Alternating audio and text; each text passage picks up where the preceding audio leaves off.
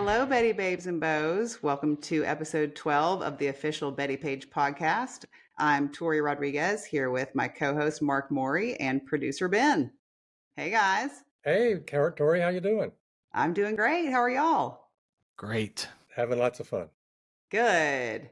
And today we'll also be joined by a special guest, comedian Emmy Butrick, also known as the succubus of satire. And she's a pinup comedian and a big Betty fan. So we're looking forward to having her on. Yeah, that was a lot of fun talking to her. She is hilarious. She really is, and super smart. Yeah. And she is definitely a really big Betty fan. She knows her Betty stuff. She even has an autographed copy of your film, Mark. Yes, well, I didn't even know that. I mean, we found her because she made some comment on some of the Betty Page social media, and we just got in touch with her, and here's our podcast with her, and it's really funny. So please stay tuned for that. Yeah. And also, one thing I want to mention, I have these 3 pages on Facebook that post a lot of Betty Page photos. I mean, they get new photos posted every day, not just by me, but we have all these kind of, big fans that are constantly posting pictures of Betty. And some of them I've seen in the last few months, I've seen more pictures that I've not previously seen of Betty just being posted on Facebook by whoever. And people from Europe are now posting pictures of Betty and talking about it too. Sometimes there's French people and you have to translate and so forth. But there's lots of clever comments, and I'm just blown away that like 70 years after Betty took these pictures, more new pictures are showing up. Yeah. And it's just I've seen some of those. They're great. Yeah. There's some really there's really a process, a kind of a curation process to these pictures being posted. They're the best pictures of Betty, maybe the 10% best pictures or whatever that are constantly being posted with many new ones. So I just if you want to check out great pictures of Betty, just go onto Facebook. And there's many Betty Page fan groups on Facebook too. I don't even know how many there are. Yeah, there are a ton of them. And your pages are definitely like really good sources of just nonstop Betty content. So y'all should definitely check those out. I'm constantly blown away by some of the Betty fans and their knowledge. Like they just know so much about her life and about her photo, especially the fans that know about her photo sets. Like they just know who took the picture, when it was taken, down to the date. And that's just amazing to me. And me too. It's really cool that those people are commenting and sharing their information. And it's, who knew we'd ever know this much about Betty Page? Those people are really important to Betty's legacy because, I mean, that's a special subset of Betty fans that really are kind of keeping track of those details. Yeah, we're all just having fun doing it, which is great. Yeah. And I wonder if I don't follow many other, legendary models, social medias like Marilyn Monroe or anything like. I wonder if she has the same kind of fans, that know the same kind of things, or is this a specific thing to the Betty community? Well, there are rabid fans of Marilyn Monroe and other people like that. But Betty, the unique thing about Betty is there are so many pictures of her, and she is such a great model that almost all of her pictures are fantastic. And there's, one time I estimated there would be 100,000 discrete images of Betty. I mean, maybe there's more than that, all the new ones I keep showing up. There's no way of knowing because all these camera clubs took the pictures and stuffed them away in the attic, and they get discovered years later. So, it's just almost shocking to me that 70 years later, Betty is having the fandom and the effect that she's having. Yeah. Too cool. It's incredible. And 70 years later, I'm about to show off my newest Betty collectible. I'll put on rubber gloves because I've been handling an ink pen this whole time, and I don't want to get any ink on this because it was very expensive. So I'm going to do my best to hold it up here where everybody can see it and not drop it. So I do have the new Betty statue. I love it. Oh, cool. Let's see if I can get it where you can see the whole thing. Oh my gosh. Oh, nice. That's beautiful. Wow. Look at that. The detail is incredible. It's by Quarantine Studios. My wife bought it for me for my birthday. I can turn it all the way around if you want. Oh my God, I love that. Yes. Yeah, for my birthday, which was in February. So in February, I just got a printed out picture of it, and it said, it's coming in the mail sometime this year. Well, I got it about maybe a month and a half ago, and it's worth the wait. Oh man, that thing is awesome. Have you ever seen? Well, I'm sure you've seen A Christmas Story when he's opening up the leg lamp. Yes. It was very similar to that when I opened it up. It was just like, You had your here it is. moment. I think I said, look at this, and held it up. It was like, it's a great reward. It's a great prize, But yeah, it looks great on my Betty shelf, and it's from Quarantine Studios, and I believe there's still some available. Those are beautiful. They may like have included the reference photo, or you may have seen. Have you seen the reference photo for that statue? Yep. Yeah. Mm-hmm. And she's not actually like doesn't have a whip in the real photo. I don't think so. Yeah, she's just kind of like standing there like this. Isn't that a riding crop rather than a whip? Just to be technically. Yeah. You're right. Yeah. I've been corrected on that on social media a couple times. So the whipping fetishist will have the whipping fetishist will correct us. You can take it out of her hands if you want, and actually, it didn't come with it in her hands, and you had to kind of really put it in there and force it in there. And it looks cool without it. So if you want to, it might be a little more, PG-13 without it. If you just want to have her hands up, you can totally have it. When you have kids over, take that crop out of her hands. Hide the crop. The grandkids are coming over. Yeah, just forget about the outfit and all that. Yeah. Hey, Ben, I have a request. That desk behind you, would you mind in future podcasts if you just put that behind you over your right or left shoulder so we can see it every time there's a podcast? Every time. From going forward, that's going to be the deal. Yeah. Thanks. Yeah. Thanks. I love it. I'm not a big statue guy, but that one, it's very well worth it. So, not trying to hype it too much. No, it is. That is awesome. I love it. I've admired it when I've seen it like posted about online, and just I've come across it online too. Another thing I wanted to mention was that, and you guys may have seen this, but I did a post on my BettyPageFitness.com on the blog a while back, and then I just reshared it recently. That Betty, because I realized that Betty's basically the mud flap girl, that image, that famous iconic image on the mud flaps of like semi trucks. Mm-hmm. Like a year or two ago, I was just kind of looking through Betty photos, and it just jumped out at me. This one in particular, I was like, there's just no question that is indisputably the mud flap girl. Like that's the image that was used as the reference for that. And some guy in like the 60s, or I don't know, some guy later had claimed that it was based on his mom, but it's not. I know for a fact it's not. When you posted that, I reposted it. That was a great find. Thank you so much. But I'm just like, oh my God. Sometimes I'm like, am I delusional and just think everything's related to Betty? But no, in this case, it really... That's awesome. That's something I've seen my entire life. I mean, my dad was a trucker, and my dad was a trucker, and he had those mud flaps. I mean, I think they come standard on trucks in the 80s, especially back in the 80s and 90s. So yeah, that's a super cool find for sure. That's awesome. And speaking of super cool finds, I've got one I'd like to share. If that's yes. So recently, someone hooked me up with a copy of Betty's birth certificate, and they were confused about the address on the birth certificate, because we all know the story that Betty tells where her, mom and dad went out to see a movie on the night she was born. They went to a movie house in downtown Nashville, and then she went into labor, and what is it? She said, I was almost born in a movie house or something like that. So they went back home, and then she was born that night. But the mysterious thing about the birth certificate was the address. And the address on the birth certificate is 114 7th Avenue, Nashville, Tennessee. So when you Google search that, it doesn't exist today. It's not an address that's assigned to anything. So I saw it and I was like, well, maybe there was like a maternity clinic. Maybe there was some kind of health clinic, something there. Obviously, it was a long time ago. So I reached out to some friends who were in a Nashville historical group and asked them to look into it. Well, one of them found an old insurance map of downtown Nashville from around 1918, 1919, something like that. And sure enough, 114 7th Avenue was a tiny little apartment house. There were two of them side by side. The apartment was demolished in like the late 20s, and then they put up some hotels that are actually still there today. So what the crazy thing about this is that So that was a tiny little apartment. That's where her place of birth was. That the timeline lines up. Her historic marker is actually right across the street from that. Her historic marker is assigned 113 7th Avenue South.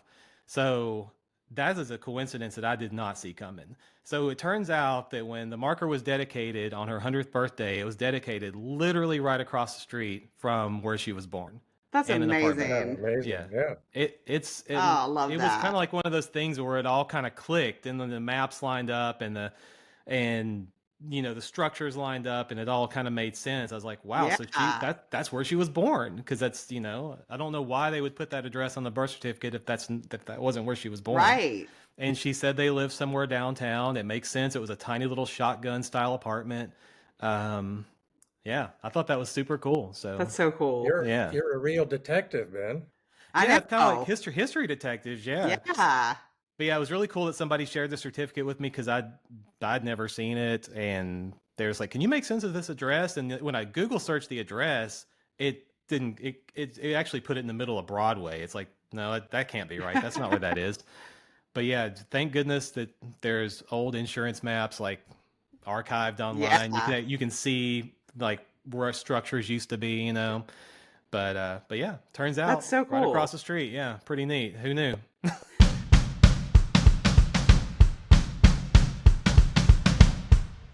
And one more thing before we go to our comedian guest. I've got a new film that's going to be coming out soon, so I just want to mention that. It's The Baristas versus the Billionaires. It's the story of the Starbucks Workers Union Drive, Starbucks Workers United. They've been fighting for a union for over 2 years, and it's a great story. So just watch out for that. You can find it at baristasversusbillionaires.com. Nice. Very And cool. now, thank you. Now to our comedian Betty fan, Emmy.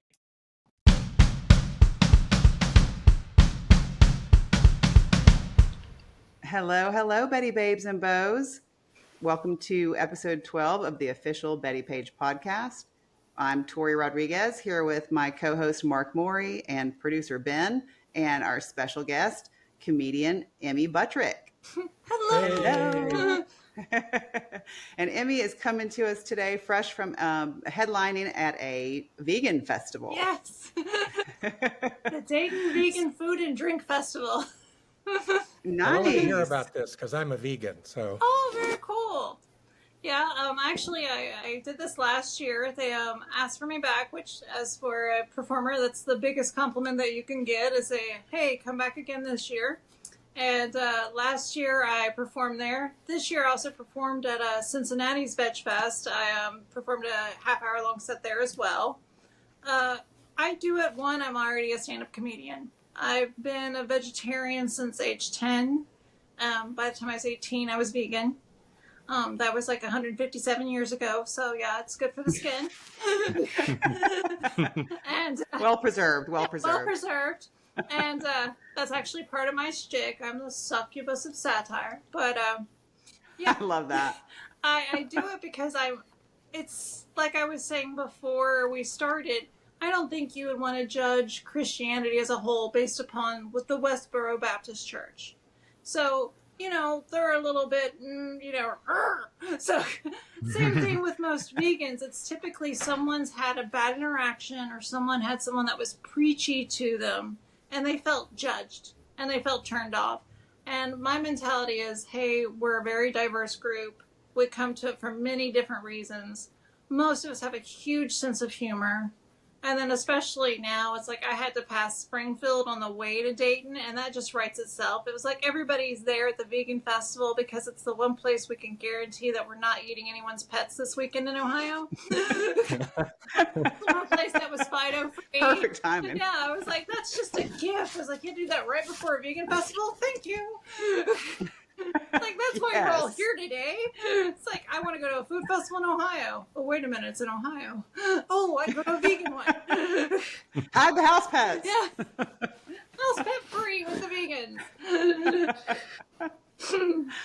Well, so, and as you had, I think, mentioned a little bit, Emmy, and, as Betty fans know too well, Betty, one of the one of the most appealing things about Betty was her sense of humor, which was apparent, like even just in her still photos. And then, of course, we got some snippets of it in Mark's film, Betty Page Reveals All, just hearing her narrate. We got some a taste of her dry humor there. And then in my book, Betty Page, The Lost Years, which contains letters from Betty to her family over a span of like several decades, in between like all the trauma and hardships and just struggles that she went through, there's her humor, periodically peeking through in different ways. And so we thought it would be great. We love the fact that you're like a pinup comedian. Yes. So it's just like, that's so Betty. I don't look like it. I got some hat hair going on right now. I had a little sun hat on earlier, but keeping the Betty skin. But I love pinup, and I've always been very inspired by Betty Page and her story, because she was a woman that did use humor so much, you could tell, as a source of strength and inspiration and as a defense mechanism. And I call myself the succubus of satire because I have a really rare autoimmune condition. And so how I deal with it was just embrace it, because I have a form of clinical vampirism. And so it was just to embrace it and make like a joke out of it, and to kind of like go through all the treatments and such with a sense of humor. So that's one of the reasons why I was so drawn to Betty, because even down to, have you ever took an air bath? You ever took an air bath? It's ridiculous. It's like, moments like this, she could always just find some levity somewhere. And her life wasn't so easy, especially in her latter years. And that happens so often, unfortunately, to females in the arts, and you kind of get lost in the shuffle. And I think as a pinup, and now we have like the icons like Dita Von Teese and things like that are really trying to, walk in those Betty shoes of like, yeah, but now this is my power.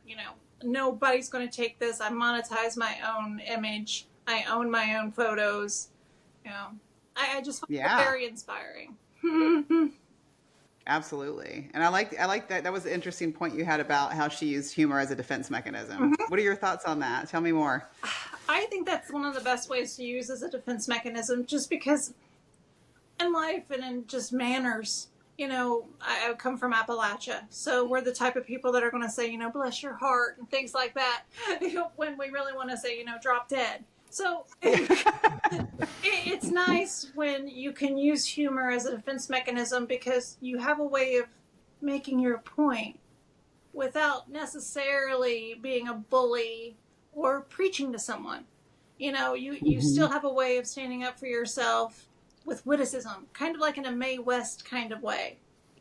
How she was so good at that. Let me take those stereotypes that you think about me and twist those, and I can twist that knife and use that as a defense mechanism to maybe make you think. And I think Mae West did that. I think Betty Page did that, both brilliantly. Absolutely. One of the funny things that from the book Betty Page, The Lost Years, Betty was dating. She was like 58, and she was dating a guy. I think he was a bit younger, and he asked how old she was, and she asked him to guess, and he said, I don't know, like mid-30s or something like that. And she said, but you're a good guesser. I thought that was so funny. Just a little bit of wit and gentility goes a long way. Yes, absolutely. It's like I'm lying my ass off, but oh my gosh. Well, Emmy, you mentioned you were at this vegan convention, is that right? It was a vegan food festival. Yeah. Oh, vegan food festival. Okay. Well, Betty was very much into fitness and health, and she liked to take supplements. Now, I don't think that she was a vegan, but she was very much into, all of those things that probably a lot of vegan people are into too. Are you aware of that part of Betty's life? Yeah, I'm aware. She was really disciplined with her gym routine and everything like that back in an era when women did not go to the gym. Right. She saw the advantages of having a good cardiovascular regimen. She really wasn't, down to making her outfits, down to going to the gym. She was considered rather quite the intellectual. She could hold her own in most conversations. she was just so very far ahead of her time and her era. She almost seems like one of the supermodels of the 80s or 90s more than you're talking about a pinup model of the 50s and 60s. It just, you sound like you're describing more like a Cindy Crawford or something. Mm-hmm. But for her, there probably wouldn't have been a Cindy Crawford. I mean, to be honest. Right. Yeah. And how did you become a Betty fan? Do you remember? I have been this frightfully pale my whole life, and I've always been like dark skin, frightfully pale skin, dark eyes, red hair. And as an adult, that's kind of nice. As a kid, that was horrific. And I was teased mercilessly. I mean, to the point now I do pinup modeling, and no one could be more shocked because I didn't even get my senior pictures done.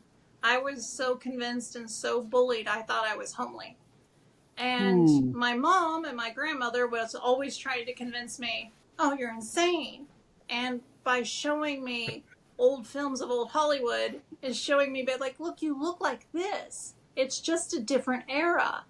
And I found myself, it was like in Marlene Dietrich and Rita Hayworth and those women. I was like, oh, that's something that was attainable. I can't tan my skin. It's just part of my illness. And I'm also a redhead. I would just look like a big freckle. It wouldn't go well if I tried to. And then I would look like a leather couch after a couple of years. And I embraced my red hair. I went with it after a couple of years of dyeing it different colors. It's like most people that look at me like, oh, we love you, that classic pinup look. I thought I looked freakish. I was teased mercilessly all through school. This was not easy to go through school with.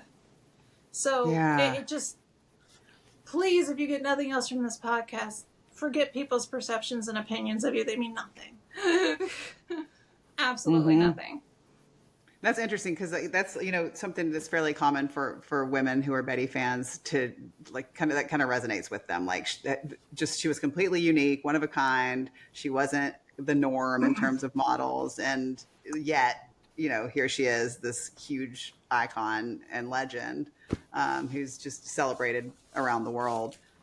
So that does give a lot of people strength. It kind of gave me to embrace. Like thinking about that, because it's like she's literally the walking epitome of embrace your uniqueness. Because she really just embraced her uniqueness. She didn't conform to society at all. She also didn't challenge it. She was just like, this is me, this is my spirit, this is who I am, take it or leave it. I love the fact that she was just a kind of avant-garde person. Like, this is me, it was very much her art.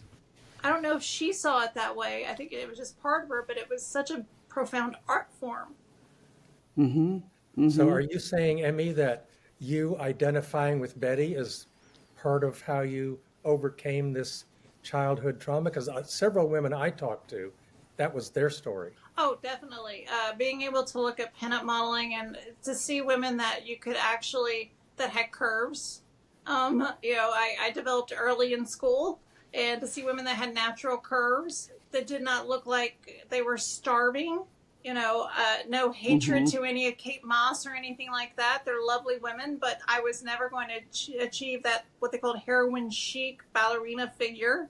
So to see the women more like Betty Page, to see your Ava Gardners, it was like, oh wow, you could actually have a sandwich and have some curves and still be considered lovely, because up until in the past 5 to 7 years of body positivity, for our generation, it was the size 0 and then the size 00. And, Betty Page in that era was pretty unapologetically size 6s and 8s and, healthy women. Small, very trim, very feminine, but healthy. Yeah. For sure. I think it's a better, especially if you're going to go into modeling in any form, I think it's a better, healthier model to attain, because pinup is so size inclusive and age inclusive. It's not so narrow. Definitely. How long have you been involved with pinup photography or pinup modeling? I did my very first pinup pageant back in 2012. So a long time. I haven't done a lot of pageants since then. I've only done 2, but I've always been involved in the art and photography, just doing it myself with friends, now doing it with professional photography. I love Laura Dark out of Grove City. She's done some amazing work. She's been published in Retro Lovely several times. I got the good news that I'm going to be in one of Retro Lovely's Nice. upcoming Very issues. cool. Yeah, Yay. very excited about that. Especially, like I said, Congratulations. thank you. It's like the ugly duckling finally got her way. It's like, hey, take that, high school bullies. I'm a mom. She's now a swan. Exactly. I'm a swan. Yes. But yeah, so it's been a love affair for a very long time, but it took me coming out of my shell and, in all honesty, getting more into those old movies and those old art form pictures and such, and seeing those women. We think today, like, if you look at, well, we just had recent red carpet, and tonight I believe is the Emmys. You look and they're like, oh, those outfits are so scandalous. You look at some of the flappers and such of the 20s and 30s, and they couldn't hold a candle. They were so out there. We've always had these very strong, powerful women, and when now I look at the pictures and I'm like, for her time and era, that was so brave. Yeah. And to have not done that, we would not have these artworks, and we look at them now and it's like, wow, look at the form, the figure, the lighting, the costuming, and it's so exquisite. Had they not been so bold and brave and, you know, quite literally risk being shunned by society, many of them were completely shunned by society. That's not a girl you take home to mom and dad. That's not something that you can share with your friends and family. It's the fact that they were so bold and brave. It adds a depth to the artwork, because it's like, wow, she had a lot risking there. That's more than, I mean, no hate to J-Lo, and by all means do it, and you make me hate myself in jeans, but she doesn't have anything to, like, really as much to risk. Where these women, it was beyond reputation, it was everything. Yeah. Just to get the art form out there. I think we do tend to forget that and kind of take that for granted, and maybe not even think about, like, that aspect of it, that it was extremely risky interpersonally and potentially professionally and all of that. Just, you know, if someone in your neighborhood were to find out, like, I can tell in the 50s that you're posing nude or something, that would have been like finding out that you're like a porn star or something. Exactly. It's like, it was a scandal that my family had that, you know, they went and bought a television so they could see Elvis on Ed Sullivan. Imagine if, like, my grandma was, like, you know, on the cover of Playboy. It's like, they were scandalized because they were the Elvis house, you know. Imagine if she had some pasties on, you know. And I do have a lovely tradition of women in my family in that way. During World War II, actually, my grandmother and my great aunt were actually balloon dancers. They did the where they would wear a bathing suit, cover themselves in balloons, and then have men pop them to raise money for the war. Oh my gosh! My Nana. We gotta bring that back. Yeah, and I love it, and I'll never forget. We were going through pictures, and this was toward the end of my grandmother's life. I lost her to breast cancer. But we were going through pictures, and I was like, who's that? What is? And she's like, oh my goodness. Slammed the album shut. I was like, what is that? She goes, oh well. She goes, well, guess you should know. She slapped him. She goes, your Nana was a flopper of sorts. I love that. Yeah.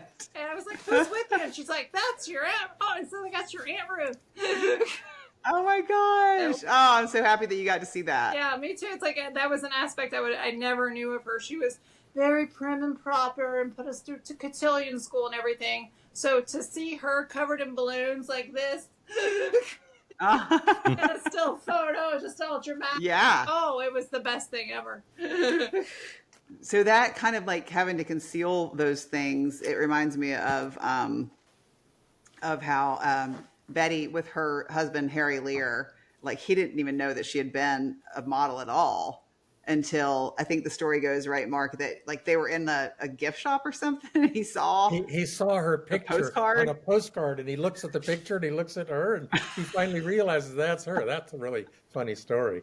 I know. That's that and great. then like the one robe she had, like the one sheet of robe from like the iconic, like Yes. and he was like, she would put that on every once in a while and drive him crazy because he could recognize Yeah. that robe from like the floor. Oh, it's like I love that she Yes. kept those pieces, and so I was like, yeah, I can still turn the pinup on. I'm not just a house. I love that too. That's a priceless story. I remember that very clearly from Mark's film, because I think he was literally like, and by the way, she still wore that robe or something. Like, And, like, she kept that Yeah, robe. she still could wear that robe. I'm so Yeah. glad he said that. Yeah, it's like, oh my God, the robe. Yes. Yeah, it's like nice. You could even tell with the tone of his voice changing. It was like one of those endearing, like little hubby moments between like that. That was so sweet. I Uh-huh. loved hearing that.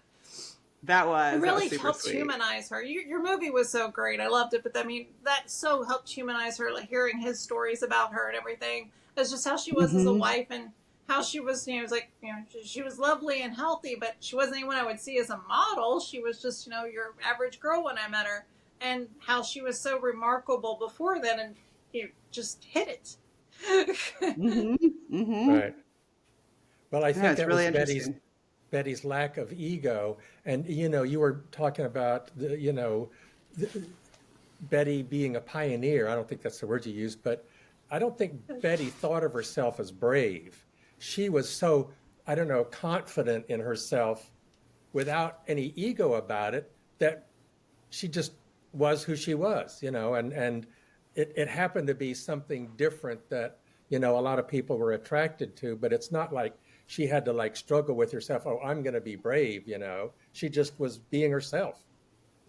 Yeah, you're making me think like she really lacked like self-consciousness, like entirely. It seems like it's like, how do we bottle But that? a lot of confidence without the ego, right?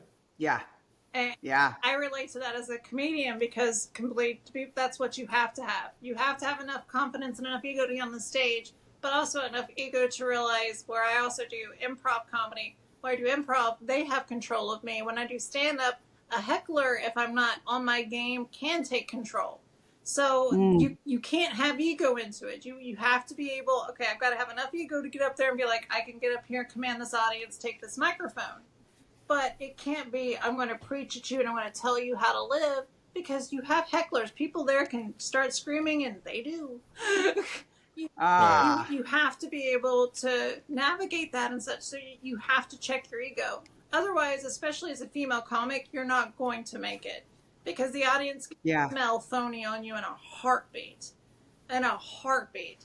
So yeah, that's one of the things I relate to her, because there are times when I get stage fright and stuff, and I'll close my eyes, and one of the exercises I use is I think of iconic women that have come before, and I'll sit there and I'll close my eyes and I'll think of Betty. I'm like, if Betty could go out there in the beaches risking being, because she was arrested, I think, or, detained at some point in time, I'm like, I can get up here and tell these jokes. It's like, Right. Yeah. he was doing far riskier stuff than I was. And I think of things like that to kind of like, go on and get out there, girl. This is your legacy. Walk it. They walked it. Now it's your turn. Yeah. I used to do that same exact exercise when I played music like 20 years ago. I was in the band, and if I would ever get stage fright, I would just start thinking of other people that are doing it, and I'd just be like, well, they're doing it, like they're doing their thing. Why can't I do it? Why am I nervous? And that really helps. Like, it'll calm you down pretty fast. So that's pretty cool. Yeah. Entering, you all realize it's like they're made of the same stuff I am, and we're made of the same parts and everything. And that when you realize that, and it's like there's nothing more extraordinary about that. Right. Yeah. And so the topic of hecklers is really fascinating, because like, especially nowadays, like people have like hecklers of different forms, but you have to deal with like literal hecklers. It's like not just like comments on social media or people saying snide remarks, in a kind of like private situation or something. But like how, like, and I'm sure it's different just across the specific situations, but like any advice about how do you deal with hecklers? I have, I think, a little bit of a secret weapon, because I came from improv comedy, where you take the get, which is what we call it, from the audience. Like, if you've ever seen Whose Line Is It Anyway? It's like, we're doing a like my game. So you're going to give me a one word suggestion, something you have in your basement, and you'll be like, oh, paper towel rolls. And I'm like, okay, I like my lover like my paper towel rolls, easily accessible, or something like that. Okay. And so I was used to having to be incredibly fast because I didn't know what they were going to say. That gave me a little advantage because you don't know what a heckler's going to say. Unfortunately, as a female comic, most of them, if they're drunk, it's typically going to be physical. Like my very first night up there, very first night doing it, drunk people, take off your shirt, push your boobs. You get that stuff. And well, I had a bachelorette party in the audience. So after the third time this man said, show us your boobs, and he wasn't getting anything out of me, the bachelorette party obliged. Which meant, I literally was like, and now no one's paying attention to me at all. We have live tatas in the audience. Live tatas in the audience. It's like, that was my very first time. I was like, okay, all the So they took the hit for you. Yeah. All the bad things that could go wrong and full nudity happened my first 5 minutes. So. Oh, God. That's great. When did you start doing stand-up? Well, you said you did the improv first, right? So when did you start? How long have you been a comedian, basically? I started improv only 6 months before I started stand-up comedy, but I'm a graduate of the Nest Theater in Columbus, Ohio, and I actually went to Harvard University for improv just this past spring and fall, and that was a lifelong dream. I'm born and raised in Appalachia and always wanted to go to Harvard. Finally did it this stage of life. Really love it, but I will be doing a stand-up 2 years, October 20th. So not very long at all. And people are always like, you're headlining already, but I also have a bit of advantage. I come from politics, and I was a professional motivational speaker beforehand before I transitioned into improv comedy, and then from improv to stand-up. So improv 2.5 years, stand-up almost 2 years. Nice. Professional speaking since 2012. Okay. Yeah, well, I'm sure that comes in handy, being a comedian. And is this your like absolute passion? Yes. Especially, I actually hosted where I am from, Appalachia, and it is a very impoverished area of the world. Where I was fortunate enough to be able to go to Harvard. I wasn't able to. Had the grades, was bright, was not able to, had to pay my own, tuition and education. So to be able to do it at this point in my life, I actually hosted an improv workshop back in my hometown of Huntington, West Virginia. And my family's from West Virginia. Love awesome. West Virginia so much. So I actually rented out a camp. I actually rented out Camp Matt Anthony Wayne, if y'all want to look. It's beautiful. And oh, wow. Had an overnight improv workshop there that was not based upon people's ability to pay. It was pretty much, you could pay what you wanted to. Most people there, I didn't charge because I was like, this is about getting the education into impoverished areas. Because where I'm fortunate now, I live in Columbus. I've lived here now 19 years. I bought my mother's childhood home there in the tri-state area, though, of Ashland, Kentucky, Huntington, West Virginia, and South Point, Ohio. So I'm still there all the time. And I just hate how there's so much talent there. And there's so much ingenuity there. But we're seen as like the toothless rednecks of the world. Yeah. They come and they take they come and take our art and they take our food, but then that land. Right. And then they look at us the like mountains. Idiot. Yeah. Right. And it's always just been so frustrating. So I like going back there and just giving back to the area because I believe so passionately that we're not just these, shoeless, toothless rednecks. And unfortunately, the opioid epidemic did not help that. And my area wasn't just ravaged by it. I mean, where I went to school, I'm a graduate of Marshall University.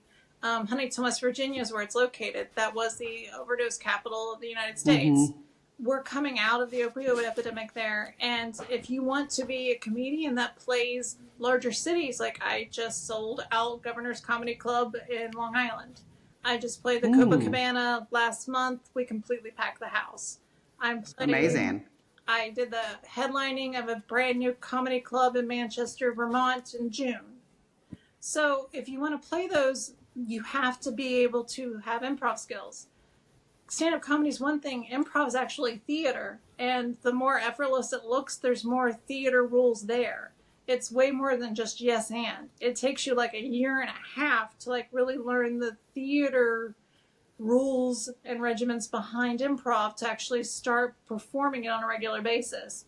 So I'm determined to get, because we have a bunch of really good comedians in that area that cannot get the larger stage times. They can't play Columbus, they can't play Cleveland. So that means New York and Boston are out of reach. But if I go down there and I make sure they get the improv education, I'm leveling that playing field.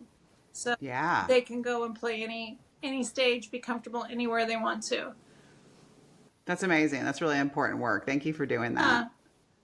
I just don't, I have a bit of a chip on my shoulder about it. I think it actually got worse if you're all familiar with the video game Fallout.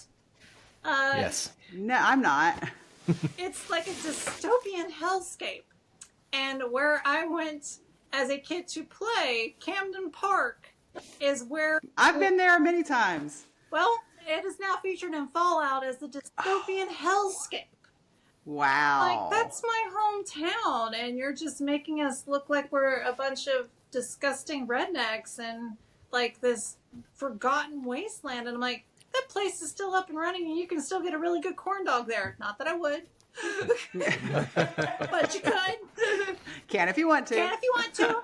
No judgment here. I'll have a brownie waiting for you when you're done.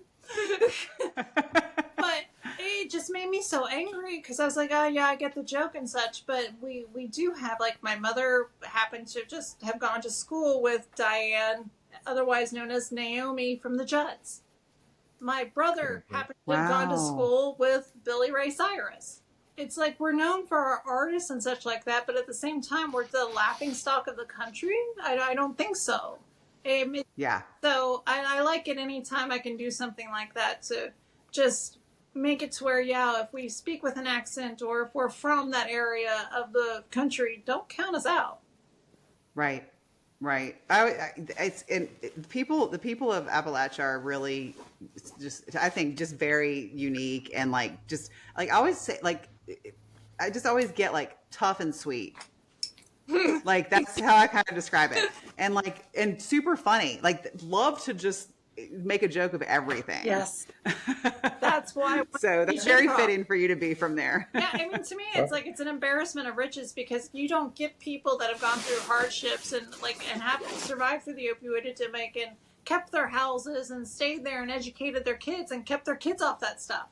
And you don't get that kind of resilience without a huge sense of humor.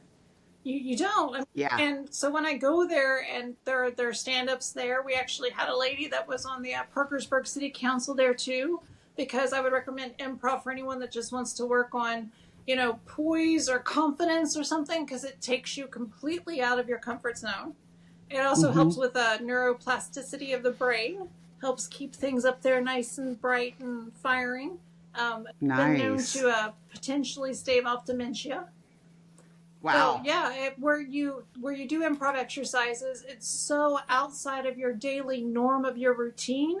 You use parts of your brain that you typically haven't used or engaged since childhood play. But you're also that makes a lot of sense. putting Yeah. into these structures and rules because now you're in a scene with someone and then go. But it's play, so it's I love it because when you get done with an improv session, you actually feel like, oh wow, it's like I'm firing more on all pistons than I was before. Yeah, I bet. It's got to be exhilarating, especially when it's over. Okay. Like for me, that's what I would really, that's the part I would love. That's the best part. I have a colleague, actually, I'm a psychotherapist too, and I have a colleague who's been doing improv for social anxiety groups for years, and they're very like in high demand and apparently like very effective. So that's really cool. It takes you out of your norm. It's like if you're silly with, like, where I went to Harvard, I was in a room with someone that quite literally trained ambassadors, one person that was worked for Space Force, 2 doctors, all this other stuff. And at one point in time, we're all on the floor together and we're the animal that our improv instructor assigned us. I'm a capybara. We had a Jesus lizard, all this stuff. And we can only interact as those things. And you have to go up and introduce each other as a capybara and a Jesus lizard. And so it's like, exactly, you're already laughing. You don't even have to try to be funny in those. It's like, what would a capybara and a Jesus lizard say to each other? Let's see. And those things, it's like you're in there with a bunch of strangers that, 2 hours ago, you couldn't imagine, like, you don't even know their middle name. And all of a sudden you're like, and they're chasing you around the room going, quite the icebreaker. Yeah. And it's like, and then after it's all done, you're like, okay, I'm going to go back to my practice now. And then it's like, oh, I'm going to go back to my kids. And I train the people that work on Space Force. And I just saw you climbing on the floors being a Jesus lizard. So it's a humanizing thing. It's like it stays in this room. Yeah. It all stays in this room. Yeah. Blood oath right now, blood oath. So, Emmy, I have a suggestion for you. You were talking about the opioid epidemic in West Virginia and how people in Appalachia have been portrayed in the media and so forth. So I thought of a new name that you could use: the agitator from Appalachia. I love that.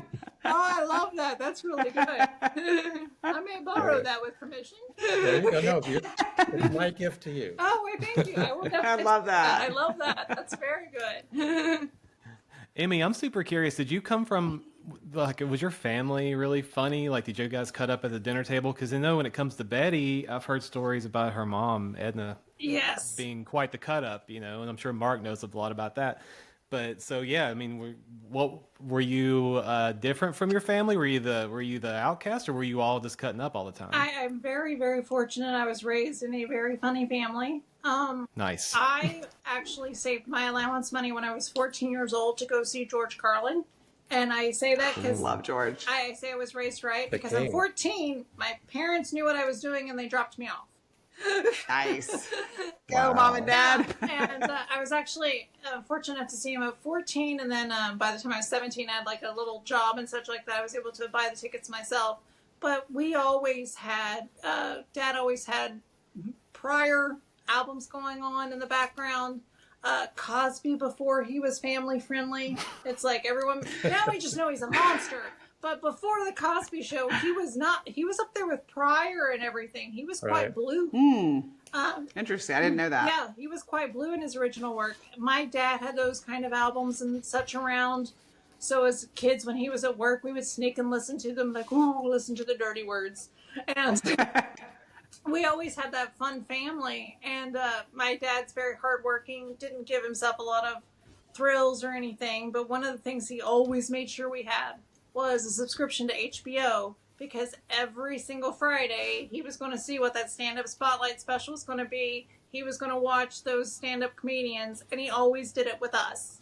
And he would try to even explain to us, like, see, that's why that joke works. That's why that's funny. You don't get that because you're a kid, but that's why I'm laughing. And that's great. So he really gave you an education. Yeah, it was really like an education. And interestingly enough, where I was like a daddy's girl, we would wake up on Saturday morning. I didn't watch cartoons. We would watch the PBS has BBC British comedies, like Are You Being Served? And One Foot in the Grave. And as time goes by, that's what we would watch when I was growing up. So every Saturday, it was, instead of cartoons, it was Donuts with Dad and BBC on PBS. That was every Saturday. Every Friday, it was whatever stand-up spotlight was on HBO that week, because that was the only thing the man spent on himself. And my mom had just such... I even do a joke that I don't know if I would be doing stand-up comedy but for my great-grandmother. Because the people from Appalachia have such a very unique way of expressing themselves. And she was the master of it. The master of it. Like, she would have this way of saying, this is actually one of my jokes, of being able to sum up somebody if they were sick And I mean anything from just a case from the allergies to like late stage of chemo. She would look at them and say, honey, you look like death riding a biscuit. Death riding a biscuit. I've heard death eating on a cracker. I've heard death doing this, doing that, but not death riding on a biscuit. That's good. I've not heard that one either. I love my it. Granny King, and I do that almost every show. I actually did that today in Dayton. I was like, someone tells you you look like death riding a biscuit, odds are you need a nap. Possibly a dirt nap. Possibly a dirt nap. Yeah. That was one of her things. She just had these ways about her. And then my grandfather, when there was like a really particularly bad, hard rain, he would say it was coming down to turkey murder. It's a turkey murder. And that was because domestic turkeys are so stupid that when it rains, they look up. And they typically look up with their mouth open. So domesticated, not wild, but domesticated turkeys will drown in a really bad rainstorm. So when a really bad rainstorm would come, he's like, here comes the turkey murder. Okay, I'm writing that down. I'm going to use That's that. a great one. Yeah. That's a turkey murder. Death riding a biscuit and a turkey murder. You're welcome. Yeah. Love both. Yes, I would got to make sure to use both of those. So knowing that Betty is a personal inspiration and hero, I want to know real quick, who are your comedy heroes? Who are the big ones for you? Big ones. I have so many. Being a female stand-up from Ohio, of course, Phyllis Diller. Love her. Yes. George Carlin. I mean, you can't get a man that not only spoke truth to power, but also, I mean, everybody likes to remember him as like the 7 naughty words and such. What I remember him for as well is he was also Mr. Conductor, as well as being someone that could extrapolate and tear down the English language in a way that was just so profound. I love that because I tend to I can work both clean to blue, but I actually prefer the challenge of working clean because I like being able to say naughty things, but just in a clever way. In a way to where I call it like Disney witty because it's like all the adults know exactly what I just said, but all the kids in the audience are going, huh? What? And I'm like, perfect. That's exactly what I want. Yes. So, because like today when I am doing like, a mixed crowd and such, and I'm not in the Copacabana in New York City or Governor's Comedy Club, and I'm, at Courthouse Square in Dayton, Ohio, because you get those gigs too. You want to be able to express yourself and not have to rely on those, 7 words you're not supposed to say on television, So I love Carlin for that. I don't look to him just for the foul language and such, but he was also very brave as well. George Carlin, Phyllis Diller, I'm always in a dress. It's not a gimmick. I'm in one right now. I haven't worn pants in 15 years. I love Rita Rudner. Rita Rudner, I literally mimic her microphone style because what people don't think when you're on a mic, a lot of times with a cord, people get up there and they trip off those cords. No. Oh God! Cue the hecklers there, right? Open mic after open mic, I've seen it. Somebody get up there their first time, they don't know, and then they're nervous, they're pacing, and then they probably never go up there again. Not only did they go up there and their jokes didn't land, but then they land flat on their face. So my first thing was like, I gotta mimic who holds a microphone all the time. It's always in a dress. Rita Rudner. So I actually mimic her microphone style on stage. Because she always was in those very lovely, elegant gowns and everything, but also very bawdy, but very smart humor. So those are the ones I tend to. Modern, I like Whitney Cummings. I think she's quite good. She's quite smart. Sarah Silverman. Those are my modern ones. Cool. Nice. Great. Well, it's been fun having you, Emmy. Yes, super fun. Thank you so much. Yes, I'm so happy to have you on and just to hear all the different things you have going on and the important issues that you've touched on. I can't wait to share and have everybody else hear it too. I appreciate that so much. And being that you're the only pinup comedian that I know, and I'm sure our listeners know, how can people find you? What's your website, your social medias, all that? Okay, it's very easy. Succubusofsatire.com. On Instagram, I'm Emmy Butrick, just like the award, Emmy, E-M-M-Y, Buttrick, Buttrick. I am Mrs. Ass Magic. And it's also on Facebook. I am Emmy Butrick. So just look me up Facebook, Emmy Butrick, Instagram, Emmy Butrick, succubusofsatire.com on your internet. Nice. And of course, when we post about this on social media, we'll link to your accounts and all that stuff. Thank you so very much. Yeah, of course. Thanks. Very cool. Well, Well, thank it's you a lot so of fun, much. Amy. Thank you. I appreciate you so much, and thank you so much for your movie, Mark. Yes. I literally have one of the autograph copies. I got it on pre-order. I was so ecstatic. Oh, like, great. yes, someone's giving Betty her due. Great. So thank Well, you that's so nice much to for hear. that. Thanks. Sure.